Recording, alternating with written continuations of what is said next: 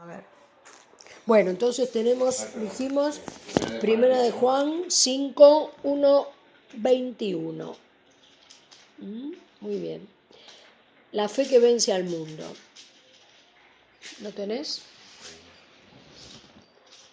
Primera de Juan 5, 1, 21. La fe que vence al mundo. Todo aquel que cree que Jesús es el... ¿Perdón? No, Primera de Juan 5, 1. 5-1, ok. Todo aquel que cree que Jesús es el Cristo es nacido de Dios, y todo aquel que ama al que engendró, ama también al que ha sido engendrado por él. Acá está bueno esto, a ver. Todo aquel que cree que Jesús es el Cristo es nacido de Dios. ¿Esto es así tan sencillo, te parece? Y todo aquel que ama al que engendró, ¿quién es el que engendró? El Padre, ¿no? El Padre. Ama también al que han sido engendrados. En este aspecto es así, tal cual, porque si vos amás al Padre, amás también al Hijo. ¿Por qué? ¿Por qué? Es lo mismo. Porque es el mismo, exactamente, porque es el mismo.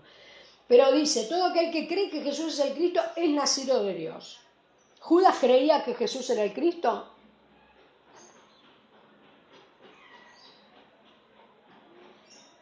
Yo creo que sí, lo que pasa es que era cainita. ¿Ves? Y Pero ves qué nunca peligroso. pueden arrepentirse. Por eso, pero ves qué peligroso esto, porque dice, todo aquel que cree que Jesús es el Cristo es nacido de Dios. No solamente, Claro. ¿ves? Porque ellos pueden decir, los cainitas también dicen que sí, Él es el Cristo, y sin embargo no son nacidos de Dios. ¿Te das cuenta? O sea, ¿qué le falta a esto? Todo aquel que cree que Jesús es el Cristo, y entonces, ¿qué hace con eso? Creo y ¿qué hago? Pues, a ver, pongo mi vida, mi cuerpo. Creo y ¿qué hago? Ando en juicio y subo a la cruz. Obedezco.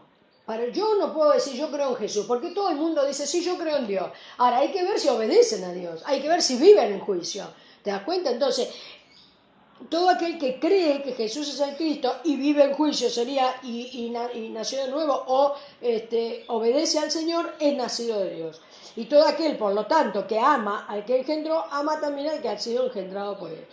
Juan es el libro que más muestra realmente que Jesús y el Padre son uno. Es el que más juega siempre con esta verdad, ¿no? con esta unidad. En esto conocemos que amamos a los hijos de Dios. Cuando amamos a Dios y ¿ves? Acá está, acá lo aclara perfecto. Dice, en esto conocemos que amamos a los hijos de Dios. Cuando amamos a Dios y guardamos sus mandamientos. Claro, ahora, dice sus mandamientos. ¿Tenemos mandamientos nosotros? Sí. ¿Tenemos mandamientos? Un nuevo mandamiento os dejo. Amaros los unos a los otros como yo os he amado, el que nos dejó Yeshua. Es uno. Uno. Por eso dice acá, por eso te pregunto. Dice, en esto conocemos que amamos, cuando amamos a Dios y guardamos sus mandamientos. No, sus mandamientos no, sus mandamientos. Hoy, ahora, un solo mandamiento tenemos. Que os améis unos a otros como yo os he amado. Y acordate que no es como... y amaos, como es, unos a otros, como era. Un solo mandamiento os doy, que os améis los unos a los otros como yo os he amado. En eso reconoceréis que son hijos de Dios. Que sois hijos de Dios. Porque antes dijiste lo del amor a sí mismo, que no. Bueno, después lo aclaramos igual. Bueno, entonces, pues este es el amor a Dios, que guardemos su mandamiento, otra vez, y su mandamiento no es gravoso. Bien, porque todo el que es nacido de Dios vence al mundo. Y esta es la victoria que ha vencido al mundo, nuestra fe. Ahora, ¿solo la fe vence al mundo? ¿Qué es vencer al mundo? A ver, ¿qué es el mundo? ¿Qué sería el mundo? El mundo es el demonio, vivir en pecado. Es el pecado. El mundo es el pecado, es Babilonia, es todo eso. Sí, le dijo Babilonia. Muy bien, entonces, si nosotros decimos, porque todo el que es nacido de Dios vence al mundo, ¿qué quiere decir?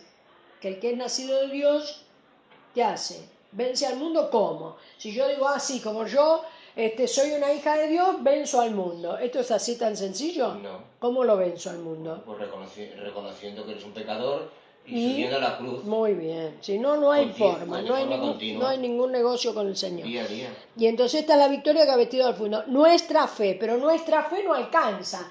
¿La fe de qué? La fe en la sangre de Jesucristo, que hace cuando yo voy y me entrego al Espíritu Santo en confesión de pecados, nazco de nuevo. Entonces, esta es. Exactamente. Entonces, el volver a nacer es lo que me da la certeza de que yo estoy venciendo al mundo, porque estoy trabajando en juicio. ¿Quién es el que vence al mundo sino el que cree que Jesús es el Hijo de Dios? Sí, el que cree y obedece. Volvemos a repetir, ¿no? Entonces vence al mundo el que cree y obedece. El testimonio del Espíritu. Este es Jesucristo, que vino mediante agua y sangre, no mediante agua solamente, sino mediante agua y sangre. Y el Espíritu es el que da testimonio, porque el Espíritu es la verdad.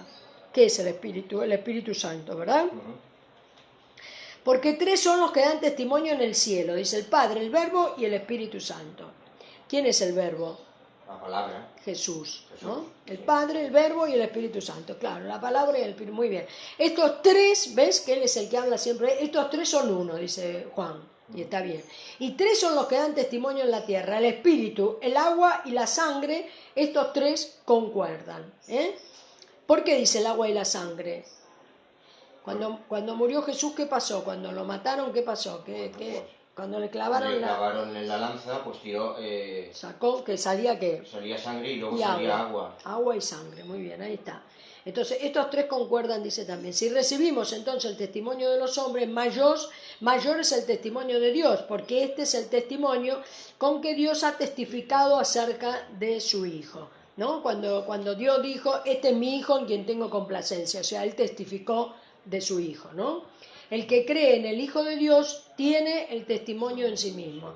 Y el que no cree a Dios le ha hecho mentiroso, porque no ha creído en el testimonio que Dios ha dado acerca de su Hijo. Viste que hay gente que dice, sí, yo creo en Dios, pero no creo en Jesús. Es decir, yo creo que Jesús fue un profeta, por ejemplo.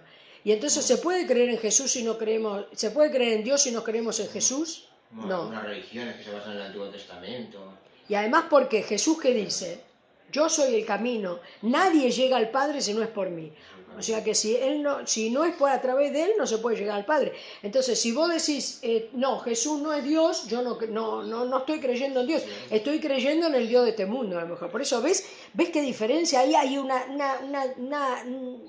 división doctrinaria espectacular. Nadie te puede decir, no, yo sí creo en Jesús, pero hombre, Jesús histórico, el Jesús ese, pero creo en Dios. No, perdóname, pero vos no podés creer en Dios si no estás usando a Jesús como el camino para llegar a Dios. Él dijo que el único camino es Él. Entonces, esto, muy bien. Él mismo decía que todo lo que pidáis al Padre, pedirlo en nombre mío. Por eso, siempre lo decía, en nombre mío. Exactamente. Acabar para que os lo conceda. Muy bien, entonces...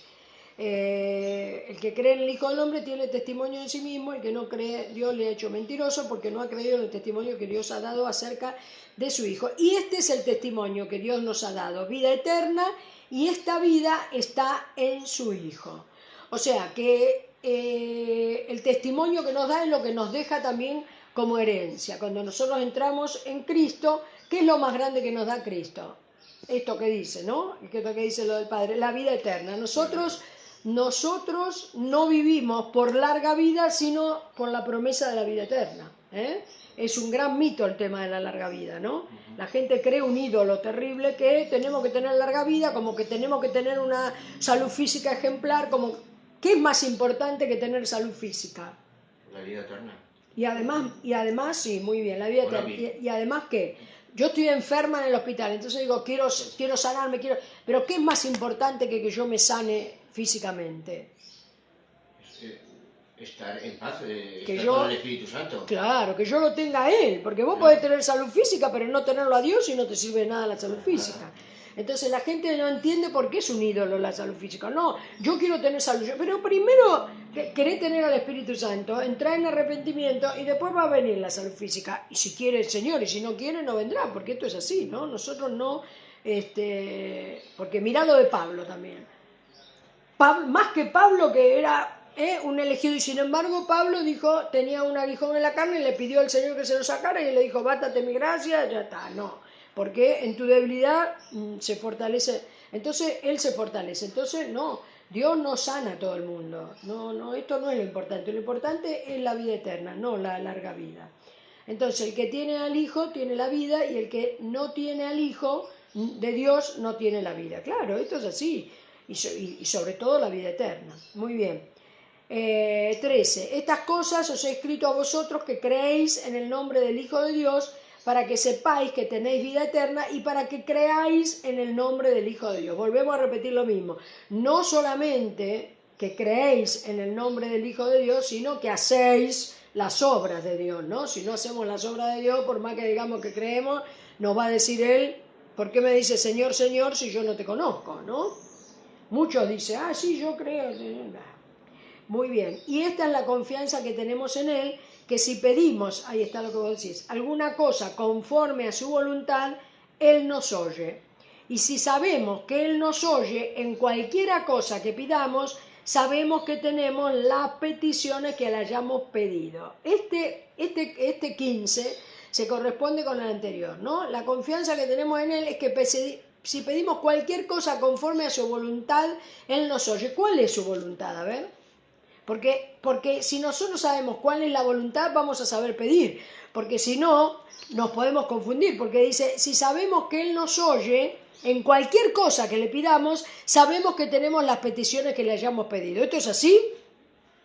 No. Tenemos que primero que andar libres de pecado. Tenemos que pedir conforme a su voluntad. Entonces, ¿cuál es su voluntad? ¿Que hagamos qué? El bien. ¿Que hagamos y qué es el bien?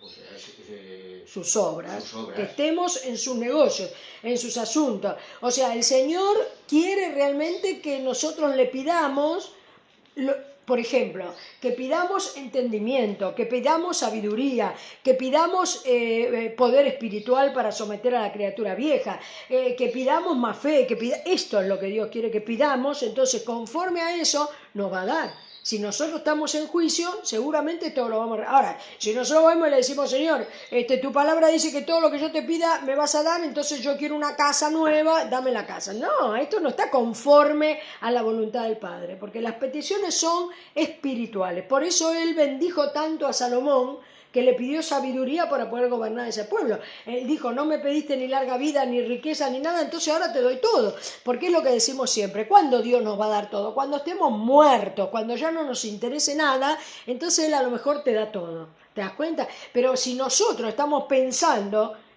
como hoy en día, por la codicia, que realmente queremos la casa, esto, porque todo eso es codicioso. Entonces Dios no nos va a dar y nos va a decir, no querida, no entendiste bien, anda a la cruz, fíjate, arrepentite de verdad, porque el arrepentimiento es el primer fruto del Espíritu Santo. Nosotros podemos ir, yo te digo, Jesús, tenés que ir a la cruz el arrepentimiento, y vos vas por obediencia, pero el que te va a redarguir, el que te va a quebrantar es el Espíritu Santo, o sea que el arrepentimiento es un fruto, porque de verdad, cuando seas quebrantado y sientas de verdad tu condición miserable, es cuando entramos en el arrepentimiento de Dios. ¿Te das cuenta? Si no es una oración vacía, si no digo, Señor, perdóname los pecados, como hacemos cuando recibíamos la oración de entrega a Jesús, miserable, que decíamos, Señor, sí, perdona mi pecado y seguimos de largo. ¿Qué quiere decir eso? Nada, ¿no? Es una fórmula, pero esto no es una fórmula, esto es decir, Señor, a ver, tengo este pecado, el otro, pero entonces el Espíritu Santo te muestra, te redarguye, te quebranta y ahí te hace ver tu condición. Ahí te hace ver que realmente somos nada, somos miserables, que nuestra criatura vieja es un desastre, que somos codiciosos, envidiosos, que tenemos orgullo, que tenemos miseria, que tenemos, no sé, todo, lo peor. Ese es el tema del arrepentimiento. No es decir, Señor, me arrepiento, ya no. Es que en el primer momento, no es todos los días, pero en el primer momento el Señor te quebranta en el sentido de decir, ¿ves? Como cuando te acordás que me dijo a mí, si vos no tenés amor. Ya está. Entonces yo tengo que reconocer y realmente me di cuenta, porque si yo no hubiera tenido un arrepentimiento de parte de Él, no lo hubiera visto Jesús, como me pasó cuando me dijo que era hipócrita. Yo no lo vi, porque ahí no había habido un arrepentimiento genuino mío que había venido de parte de Dios. Cuando yo entré en eso, entonces dije, sí, tiene razón, claro que somos hipócritas, soy hipócrita, claro que sí, ¿no? hipócrita y todo lo que la criatura vieja es todo lo peor que nos podamos imaginar.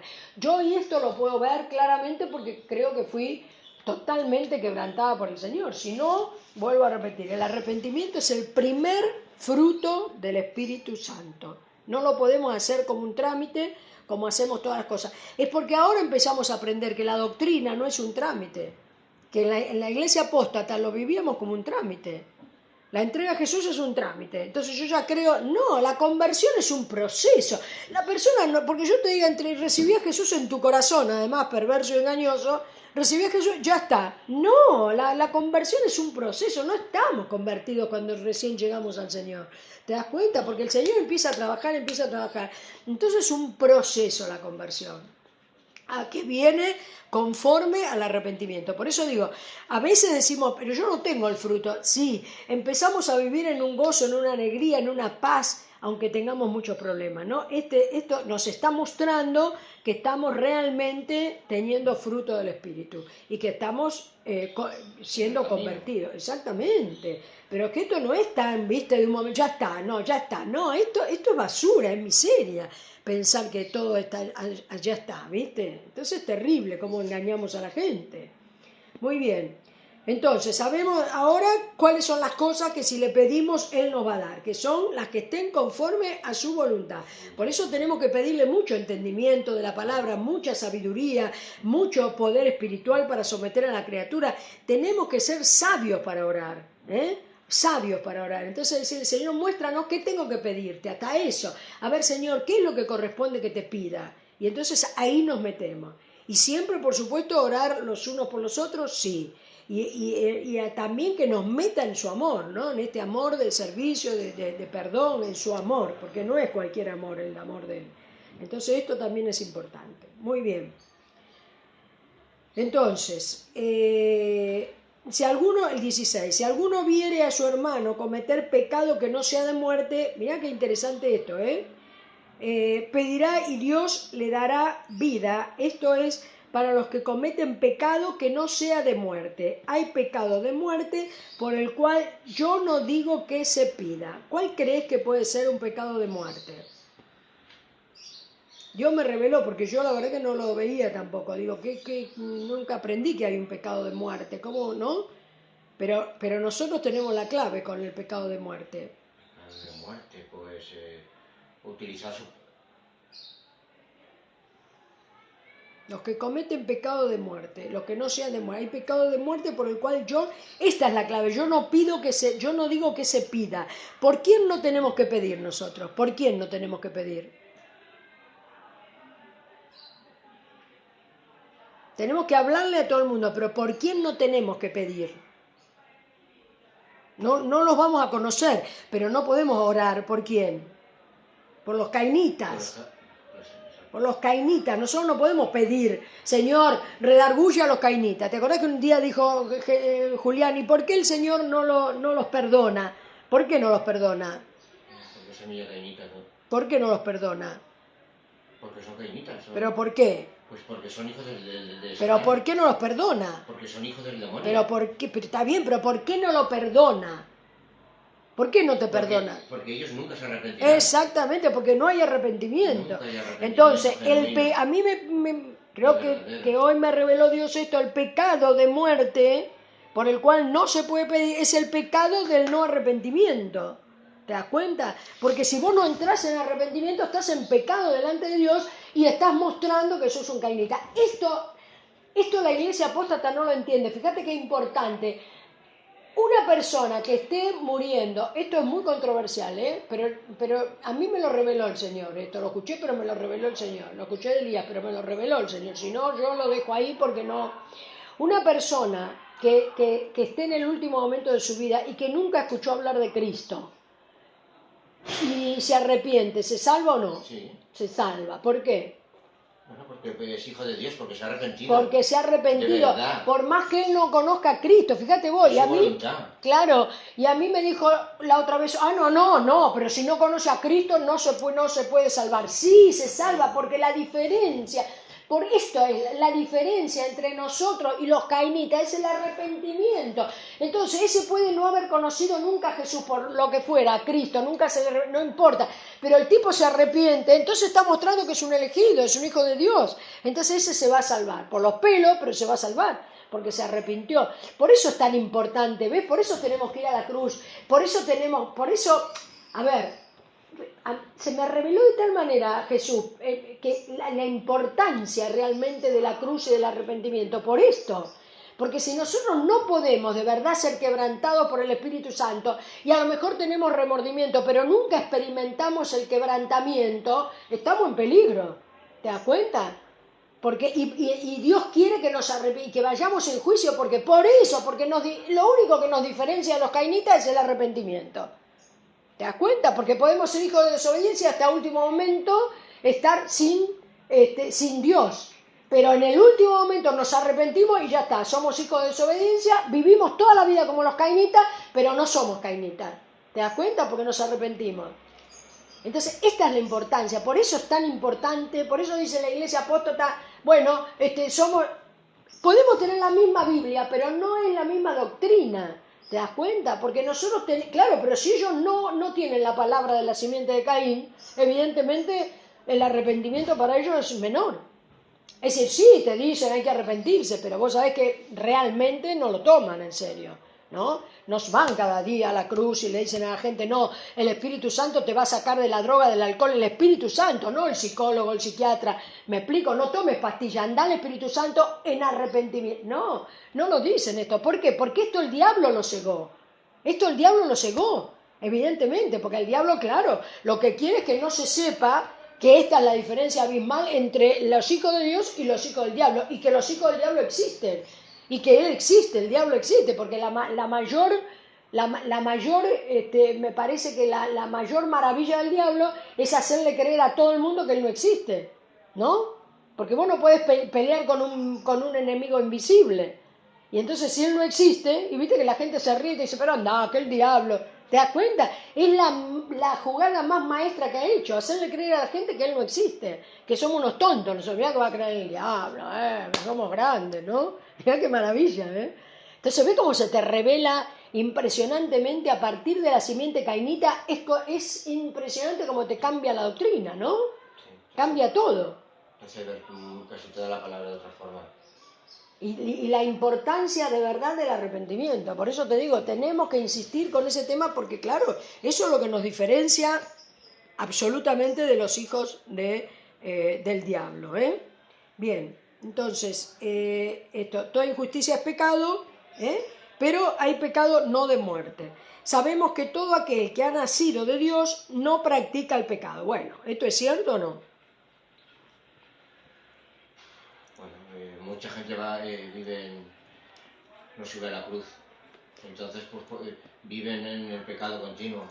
Y nosotros mismos, si no subimos y si no, el pecado va a estar en nosotros. O sea que hemos nacido de Dios, pero practicamos el pecado. Es decir, pecamos, no practicamos, porque eso sería iniquidad, ¿no? Si vos practicás el pecado, quiere decir que estás continuamente con el mismo pecado. Eso no, evidentemente, los nacidos de Dios y los que estamos en juicio, no. Muchas veces buscamos caminos sencillos y atajos en vez de coger el angosto. Exacto. Que nos decía Jesucristo. Exacto, pero bueno, digamos que no practicamos el pecado, ¿no? Es decir, por ejemplo, esos pecados que y vos eras adicto a la pornografía, bueno, ya no vas a estar todo el tiempo, ¿no?, mirando pornografía o haciendo. Entonces, no es cierto que no practicamos el pecado, pero que pecamos, eso sí.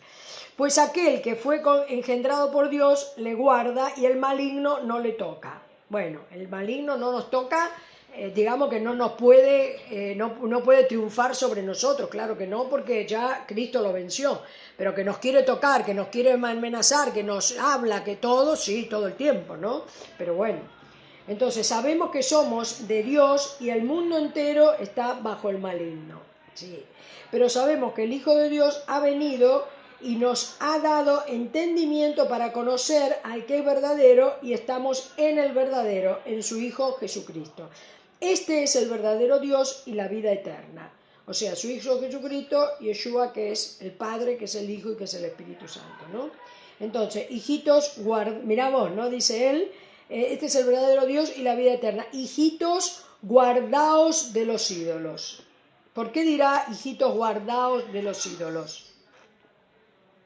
¿Cuáles son los ídolos? Los sentimientos. También, pero ¿qué más? ¿Los ídolos qué son? ¿El más grande ídolo del mundo cuál es? No, el más grande ídolo del... No, la gente no tiene el ídolo del demonio. ¿El ídolo cuál es el más grande ídolo del mundo? El dinero, el poder económico, que es los medios de comunicación, la salud física, lo que decíamos, los ídolos, las doctrinas, mi título, la licenciada, todo eso son ídolos, ¿no? Mi familia, yo tengo la mejor familia, mis hijos son unos ídolos terribles. Entonces dice él muy bien, Juan, dice, hijito, guardaos de los ídolos. ¿Por qué? Porque los ídolos nos desplazan a Dios en cualquier momento. Porque nosotros creemos que tenemos a Dios entronizado y no tenemos a Dios entronizado. ¿Cuánta gente que es hijo de Dios tiene a su hijo entronizado, tiene a su carrera entronizada, tiene a su... ¿no? El orgullo entronizado, el orgullo de quiénes somos. Yo, por ejemplo, ahora estoy, te decía, con los egresados de 5º año, ¿no? del secundario. Y no sabés, llenos de orgullo por esto, orgullo por el otro, orgullo, todos orgullosos, como si esto fuera maravilloso, porque el mundo levanta el orgullo, ¿viste? Y esto sabemos nosotros que es miseria realmente, ¿no? Entonces, esto se puede transformar en un ídolo. Si vos tenés ese ídolo, evidentemente no tenés a Dios en el centro de tu vida. Entonces, hijitos, guardaos de los ídolos, dice muy bien Juan. Buenísima esta palabra, ¿no?